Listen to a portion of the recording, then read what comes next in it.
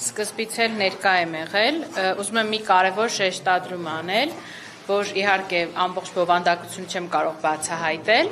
բայց շատ պատահական ճակերտավոր զուգադիպություն է, որ քննիչը որոշել է միջնորդությունը հայցել դատարանից խուզարկություն իրականացնելու հենց երեկ։ Ամենայն հավանականությամբ ժամը չենք կարող տեսնել, բայց ինչ-որ մի բան ինձ հուշում է, որ դա տեղի է ունեցել հենց Լևոն Քոչարյանի ելույթից հետո։ Սա մեկ, սա ինքնին արդեն ծանրակշիռ փաստ է քաղաքական հետապնդումը հիմնավորելու։ Երկրորդը այն է, որ էլի չխորանալով դետալների մեղադրանքի բովանդակության մեջ, թե ինչքան հին, մոտապես 2000-ական, արդեն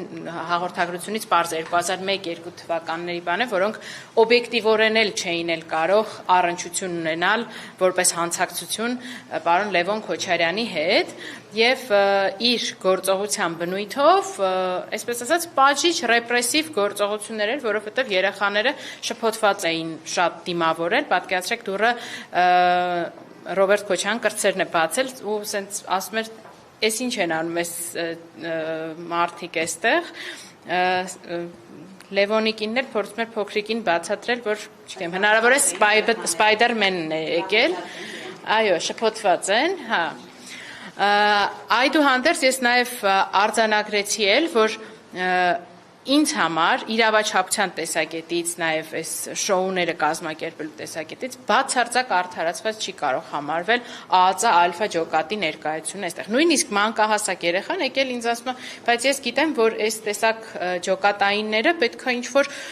ահաբեկիչների մոտ գնան, ինչ-որ զինված մարդկանց մոտ, մեր տուն ինչի են եկել։ Լավ, վարույթն իրականացնող մարմինը ասում է, որ բայց իրանք չեն մասնակցել գործողությանը, էլի իրենց ներկայությունը, այդ դիմակավորված ներկայությունը ամեն դեպքում ազդեցություն է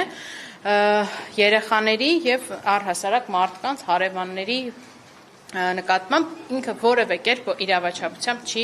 հիմնավորվում։ Դե մնացած մեղադրանքի էությունը ինձ թվում է արդեն Ինչ եք հասկանում, որ Լևոն Քոչարյանը անուղղակիորեն է գործեն առաջին, որտեղ եթե Ռոբերտ Քոչարյանն է վերաբերվում գործը, ինչու են այստեղ եկել։ Հա,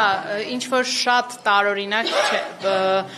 փորձել են շղթակապել, թե ինչ կապ կարող է ունենալ, վստահ եմ, որ եթե անաչառ դատարան լինի, այս խուզարկության որոշումը բացարձակ ապօրինի է ճանաչվելու, որովհետև մոտավորապես 20 տարվա տարբերության մեջ մոտավորապես լոգիկան հետևյալ է, 20 տարի, 25 տարի առաջ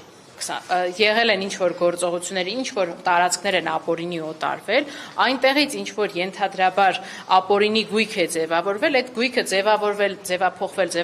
ձևափոխվել, եկել հասել է այս տուն, բայց այս տանը տենց էլ չկարողացան այդպիսի բան գտնել։ Իմ տպավորությունը այնպիսին էր, որ այս մարդիկ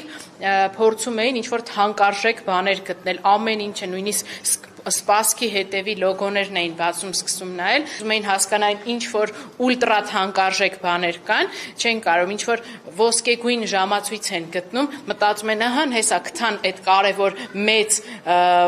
կեղեքիչ ապացույցը, պարզվում է, որ դա նույնիսկ ոսկի էլ չի, ուղղակի ոսկեգույն ժամացույց է։ Ու այդպես իմ տպավորությունը այնպիսին էր, որ ցանկանում են գերթանկարժեք բաներ գտնել, որոնք այդպես էլ չկարողացան գտնել,